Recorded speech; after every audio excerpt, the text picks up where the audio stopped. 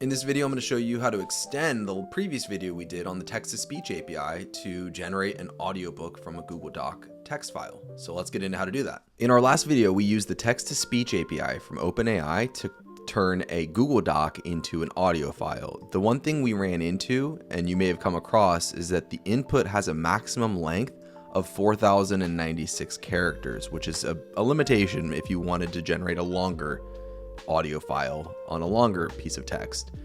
And that's exactly what I want to do because we self-published my dad's book and a couple others, and I was thinking we could turn these into audiobooks for free on our YouTube channel that could promote the channel and his other books as well.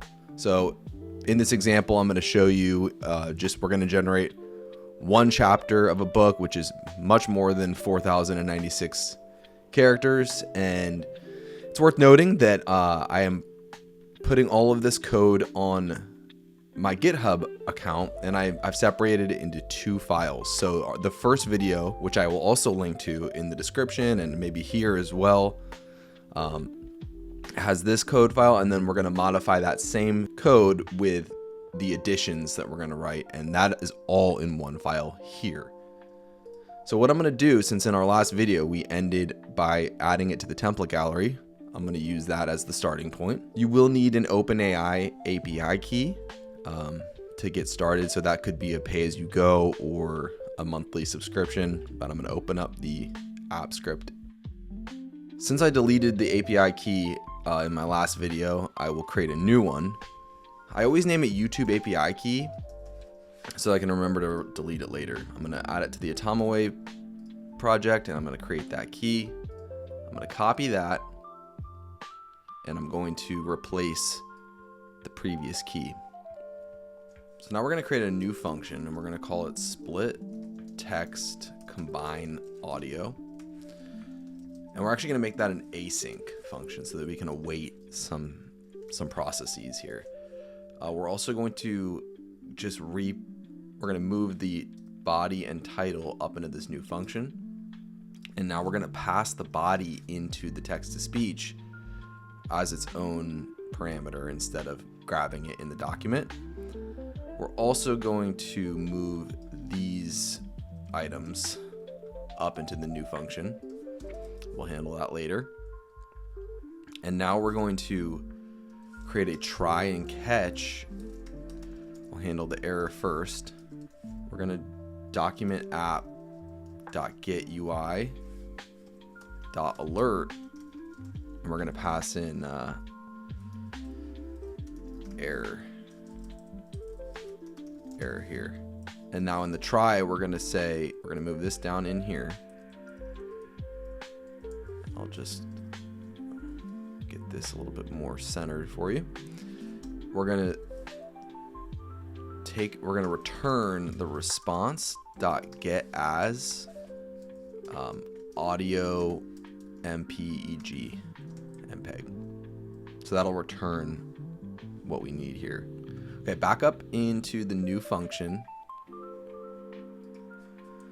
We're also going to, and it's worth noting, I pasted in a part of the first chapter for testing.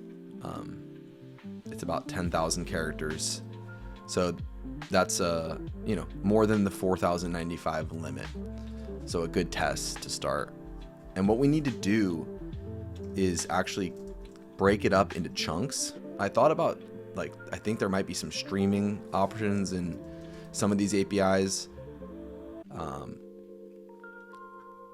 But this is a little faster for me, at least to wrap my head around. So let's get into that.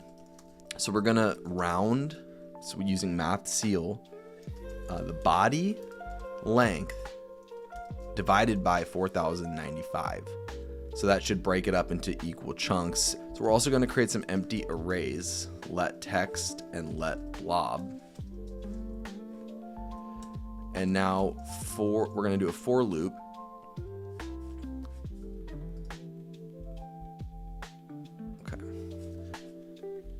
So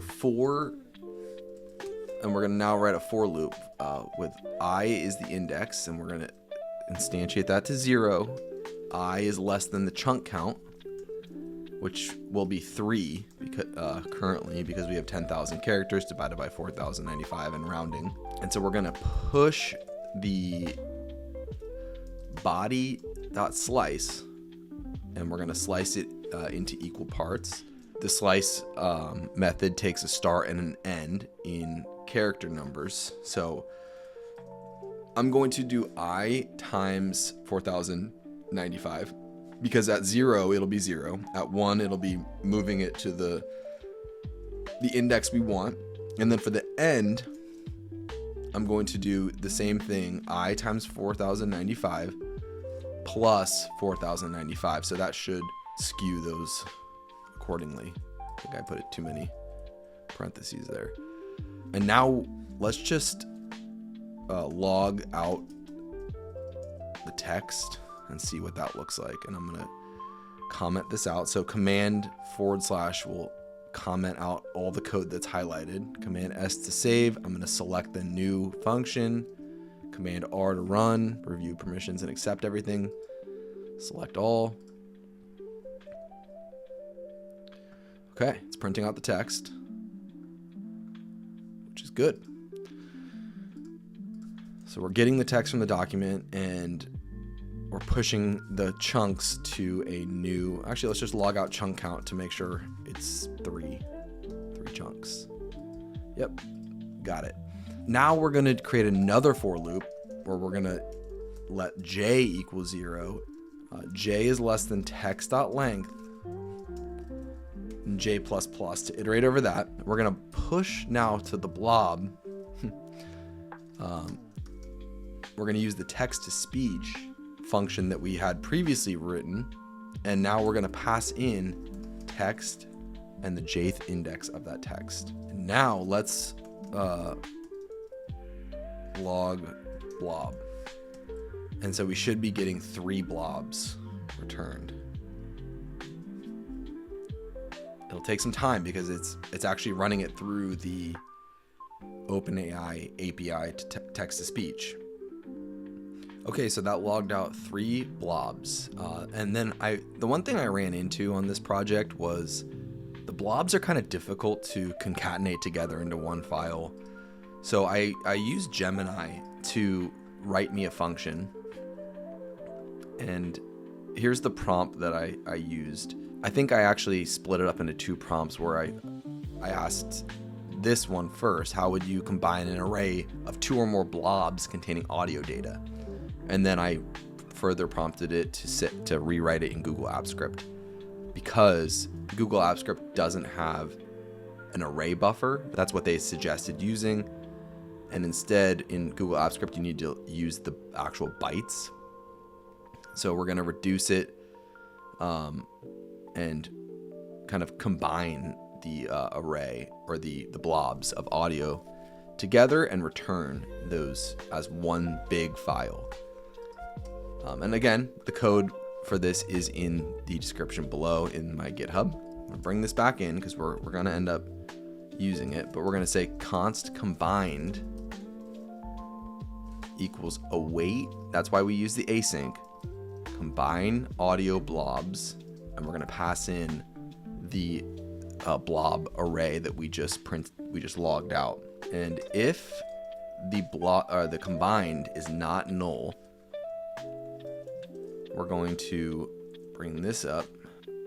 Only now, since we brought this in from our old function, we're going to change the file that we're returning.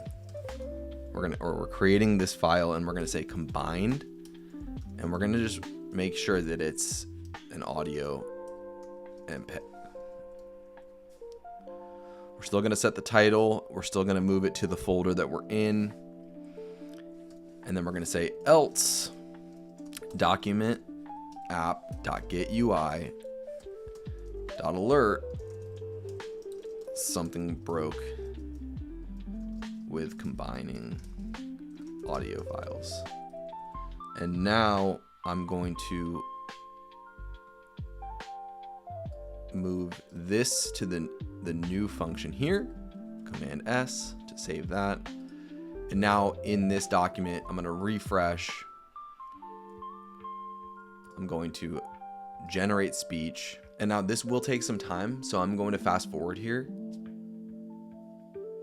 Okay, that just finished. It took a couple minutes, and if I refresh in the folder, you'll now see the file here. Chapter 1. Friday, July 1st, 1864. There was a war going on, a brutal division that daily split the nation and sent reports west of horrific battles and an unspeakable loss of life on both sides of the conflict. John Mackay read... Wow, so yeah, that works, and it is 10 minutes and 28 seconds in length. So that is indicative to me that it read the whole thing, and pretty cool. So now I can scale this out.